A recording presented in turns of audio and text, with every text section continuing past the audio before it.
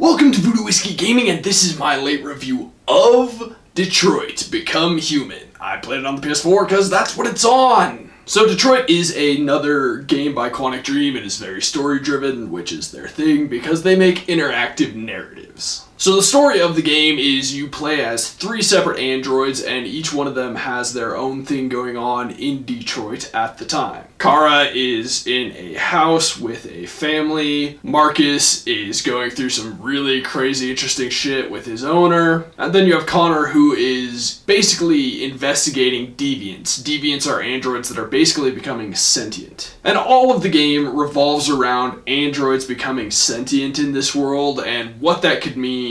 Like the far-reaching consequences, even the short-reaching consequences. Now, that's one thing I really enjoyed is each of the 3 characters, they have their own unique story, and those stories are personal at times or they're very big and far-reaching. I really liked the story of this game. I will say, however, and it will kind of tie a little into gameplay because that's important to gameplay, some of the choices I made, I felt like I was making all the right choices, and then they just led to horrible consequences, and that was disappointing, but overall I really enjoyed the story. So as for the audio in this game is fantastic. It's really cool that each of the 3 characters has their own soundtrack, essentially, and I really liked that. But more than that, the voiceover work in this game was fantastic. Quantic Dreams is really kind of known for that. It's very important for what they're doing. I can't really think of any time where I felt anything was truly discount. I felt like all the performances were excellent. Now, as for the gameplay, like I said, interactive narrative. So it's more like you are guiding the course of a movie rather than playing a standard video game.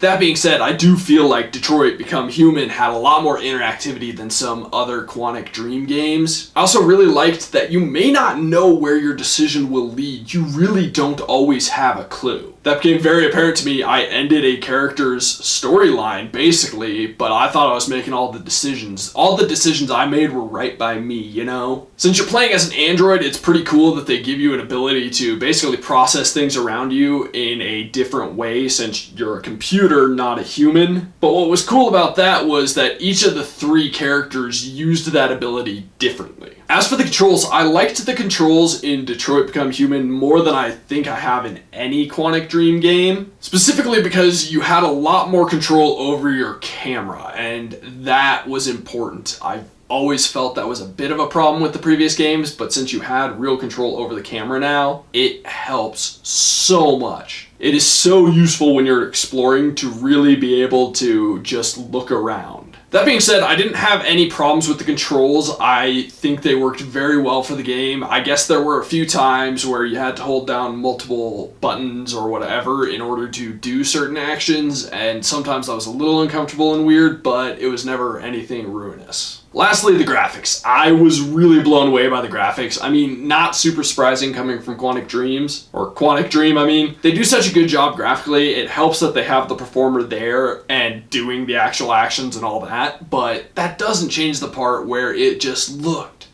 so good. Like, one of the first times you really get to see the graphics is an android just talking to you as the player, and you're just sitting there going, wow, I may be looking at a person right now. And the reality of it is the entire game really has that, and it's phenomenal. It adds to this because, let's face it, the more realistic it looks, the easier it is to buy into a story like this. So to wrap things up, it's pretty simple for me. I would fully recommend this game. I do fully recommend this game because I love interactive narratives. So that would be the addendum. If you don't like interactive narratives, then obviously you're not going to enjoy this game. I mean, it's as simple as that. If you do enjoy interactive narratives, you're interested in the idea of this game, you are just interested in trying a game like this, go for it. Play Detroit Become Human. I loved it. Okay, so in the comments below, why don't you tell me if you'd be a fan of having an android. And as always, thanks for watching. If you enjoyed the video, please hit that like button. And if you like what I'm doing in general, share, subscribe. Have a good one.